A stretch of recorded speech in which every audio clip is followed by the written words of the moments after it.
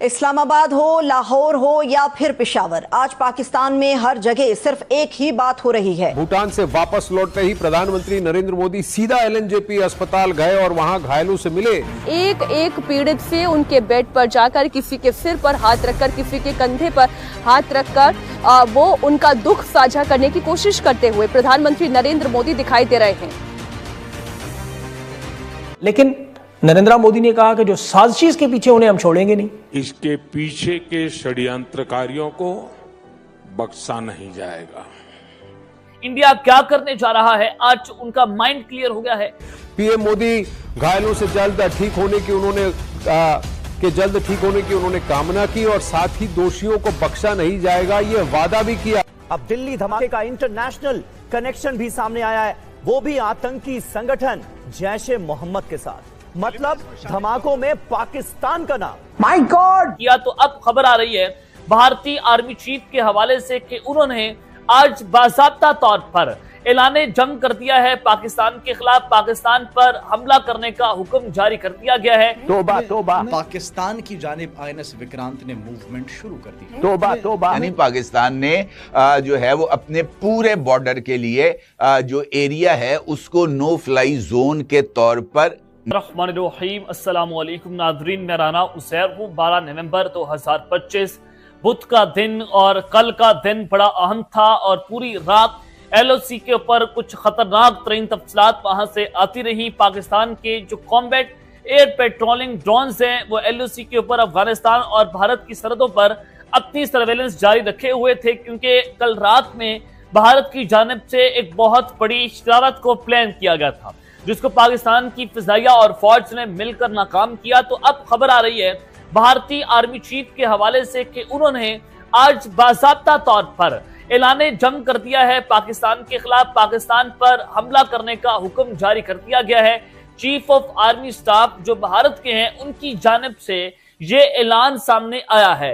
ये उनकी स्टेटमेंट्स तो आपके सामने रखी जाएंगी, लेकिन एलओसी के ऊपर जो महाज तैयार हुआ है अब ऑपरेशन सिंदूर का जो दूसरा फेज है उसके हवाले से जो चीफ ऑफ आर्मी स्टाफ की जानिब से कहा गया है कि अब हम कौन कौन से हथियार इस्तेमाल करेंगे, इंडिया क्या करने जा रहा है, आज उनका माइंड क्लियर हो गया है। और फिर किन किन शहरों को टारगेट किया गया है, किन किन शहरों पर हमले किए जाएंगे, इस हवाले से भी आज भारत का प्लान सामने आया है। ये तमाम तर डिटेल्स आपके सामने रखी जाएंगी कि जंग आपकी दहलीज पर आकर खड़ी हो गई है। ये एग्जैक्टली वही सूरत हाल बनी हुई है जो ऑपरेशन सिंदूर से पहले बनी हुई थी। अब 2.0 से पहले भी इंडिया ने वही सिचुएशन को क्रिएट कर दिया है। और दूसरी जाने पाक फौज, उनको भी हंगामी हुक्म जारी कर दिए गए हैं। पाक फौज और हमारी फिजाइया और नेवल फोर्सेस इस वक्त हाई अलर्ट पर जा चुकी है। मोदी ने तमाम अपनी मीटिंग्स को कैंसिल कर दिया है। वो भूटान के दौरे पर वापस आते ही उनकी सिक्योरिटी कैबिनेट की एक मीटिंग होने जा रही है। उस सिक्योरिटी कैबिनेट की मीटिंग में फैसला हुआ कि जंग करनी है, पैसा और फिर तमाम प्रपोजल उनको दिए जाएंगे, हमला कैसे करना है, पाकिस्तान पर अटैक करना है। क्योंकि जो दिल्ली का हमला है उस पर इंडिया के जो ऑफिसर्स हैं उनकी जानिब से अभी तक पाकिस्तान पर इल्जाम नहीं लगाया गया, लेकिन उनका जो मीडिया नैरेटिव है वो तो पाकिस्तान पर इल्जाम लगाते हुए आपको दिखाई दे रहे हैं कि पाकिस्तान ने किया है, ये तो पाकिस्तान ने अटैक कर दिया दिल्ली के ऊपर। अब इंडिया जो है अब इसका फैसला करने जा रहे हैं सिक्योरिटी कैबिनेट के अंदर, जिसके बाद इनकी तमाम अफवाज की मीटिंग्स भी होंगी और फिर पाकिस्तान पर एक बहुत बड़ा और कैलकुलेटेड वार जो है वो भारत की जानिब से किया जाएगा। ये आपको मैंने इनका प्लान पहले ही बता दिया था। अब भारतीय आर्मी चीफ की जो स्टेटमेंट आई है उसने पाकिस्तान के खिलाफ जंग का ऐलान कर डाला। इस अब हम हालत जंग के अंदर है और हम पाकिस्तान के खिलाफ जंग में उतर चुके हैं और एलओसी के ऊपर इस वक्त महाज तैयार हो गया और कौन कौन से शहर जो हैं उस पर हमला होगा।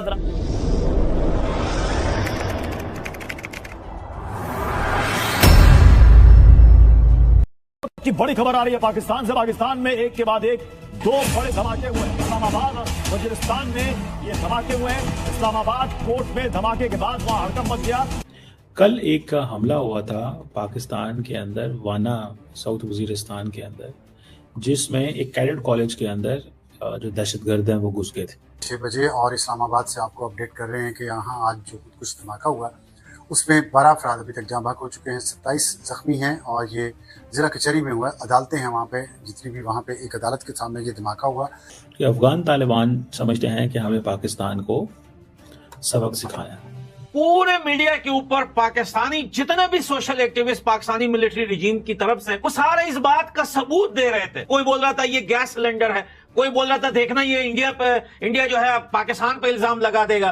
कोई बोल रहा है ऑपरेशन 2.0 के लिए बहाना ढूंढा जा रहा है। वहां पे एक धमाका हुआ और धमाका के बारे में पहले तो खबर आई कि जी सिलेंडर धमाका हुआ गाड़ी में, लेकिन मैंने जस्ट जैसे ही वो फुटेज देखी तो मैं उस वक्त मैंने कहा नहीं, मुझे सिलेंडर धमाका तो कम से कम नहीं लगा। इस्लामाबाद तक आ गए हैं वो। और रिसेंटली कुछ उन्होंने, अच्छा अब पाकिस्तान क्या कहता है? पाकिस्तान कहता है जी, अगले दिन तो राजनाथ सिंह साहब कह रहे थे जी सरकरीक से एक जो है ना सड़क वो कराची भी जाती है। अब देखें, कल एक शहर में हमला होना, आज दूसरे शहर में हमले होना, ये क्या है? वो कहते हैं जनाब कि ये तो इंडियन गवर्नमेंट जो है वो हमें कमज़ोर करना चाहती है। बहुत सारे पाकिस्तानी भी इस कहते हैं कि ये हमें कमज़ोर करना चाहते हैं, हमारी इकोनॉमी को कमज़ोर करना चाहते हैं। ये बताना चाहते हैं कि पाकिस्तान के अंदर पॉलिटिकल अनसर्टेनिटी जो है ना, पाकिस्तानी मिलिट्री रिजीम ने आज इस्लामाबाद में खुद धमाका करवा दिया। और ये धमाका सिर्फ इसलिए करवाया गया है, वहां पे भी 13-15 लोगों की जान गई है इस्लामाबाद में।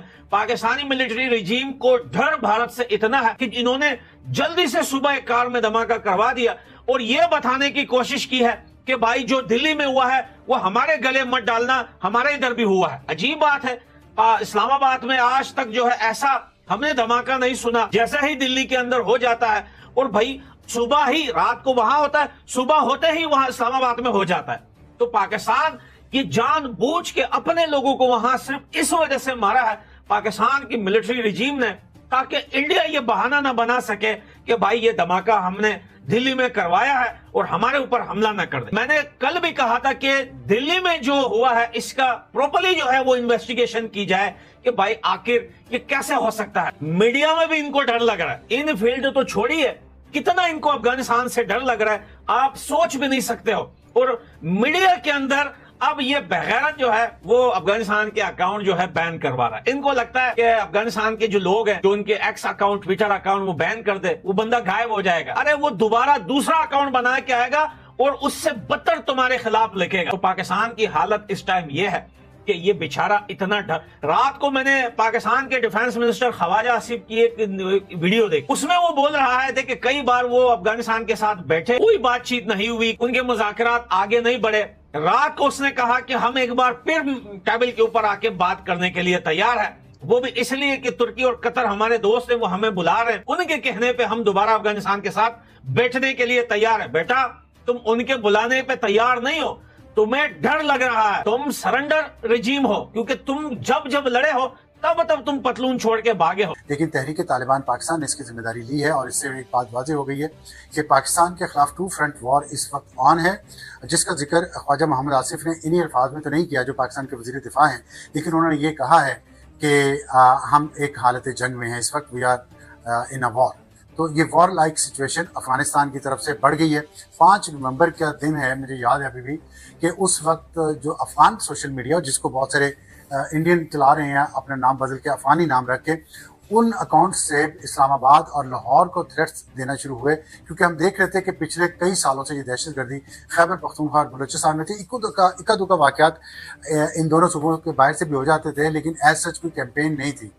और लेकिन 5 नवंबर को ये धमकी देना शुरू की, और ये वही दिन थे कुछ ही दिन पहले जब अफगानिस्तान के वज़ीर ख़ारजा मुल्ला मुत्तकी इंडिया के दौरे पर आए थे और उन पर इल्ज़ाम लगाया गया था कुछ हलकों की तरफ से कि वो वहाँ से डॉलर्स लेके आए हैं खैरात में, जो उनको इसलिए दिए गए हैं कि पाकिस्तान के खिलाफ दहशतगर्दी की कार्रवाइयाँ तेज़ करें।